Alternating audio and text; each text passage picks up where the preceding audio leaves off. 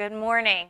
My name is Amy Lucas. I'm the Allegheny County 4-H agent today, and today I'm your visiting teller of tales.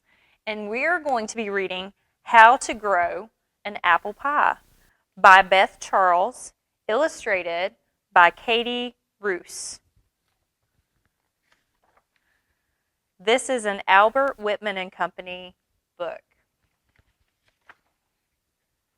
The year Sophie was born, her parents planted 6 new apple trees in the orchard just for her.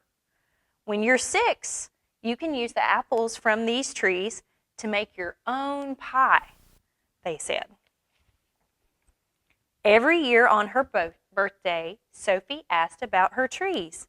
No apples yet, her parents said. You have to wait, said Mom. Won't be long now, said Dad. 1 more year. Finally, the day arrived.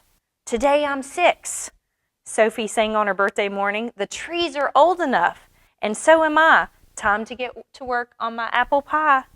First, the trees need pruning, said Dad. Can I help? Sophie pulled on her new work gloves. While Dad trimmed the branches, she made neat piles. How will pruning make my apples grow? Apples need sunshine, said Dad. Wait and you'll see.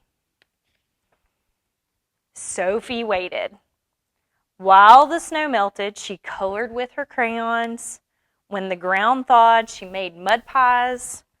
And when the grass turned green, she practiced cartwheels. Finally, tight green buds began popping out on her trees.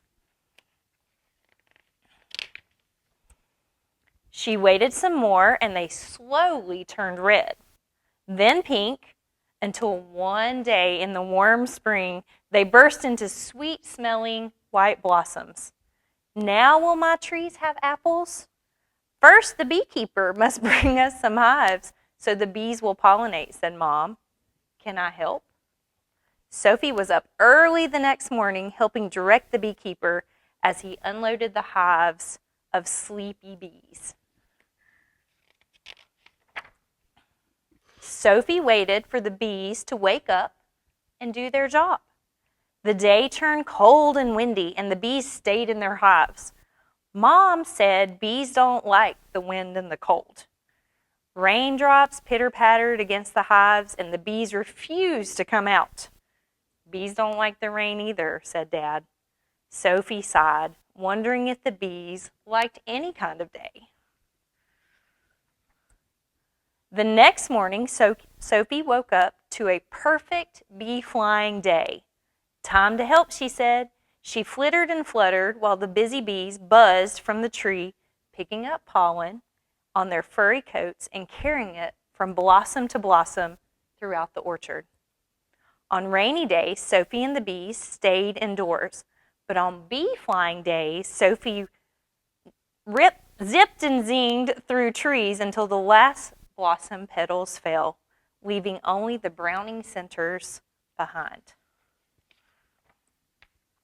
Then the beekeeper took the bees away, and Sophie wanted some more. She rode her bike while green bulges swelled behind the blossom centers. She ate popsicles as the tiny apples grew fatter with the summer rain. Now she saw that where she and Dad had pruned branches to let in the sun, the apples were beginning to turn red. One September day, Sophie took a crunchy, juicy bite of an apple. Now it must be time to bake my pie. Yes, said Dad, as soon as I pick the apples. I'm going to help. Sophie ran to get her new picking bucket and ladder. Don't shake the branches or the apples will fall, said Dad. Squeezing will bruise the apples. And never pull. Turn your apple upside down. Sophie wasn't sure she could remember all the apple picking rules, but when she turned the bottom of her apple to the sky, it came off without shaking, pulling, or bruising. Sophie brought her fresh-picked apples into the kitchen. She looked from the apples to the oven. Now I know how to grow apples, but I don't know how to bake an apple pie. We can help, said Mom and Dad. Together they peeled and sliced the apples. They measured and mixed and rolled the pie crust.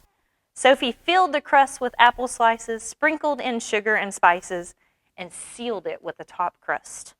Then into the oven it went. Sophie set the timer. Then she sat down to wait and wait. Ding! Apple pie is best when you grow it yourself. The end. Thank you for joining us today on Visiting Teller of Tales, and we look forward to seeing you next time.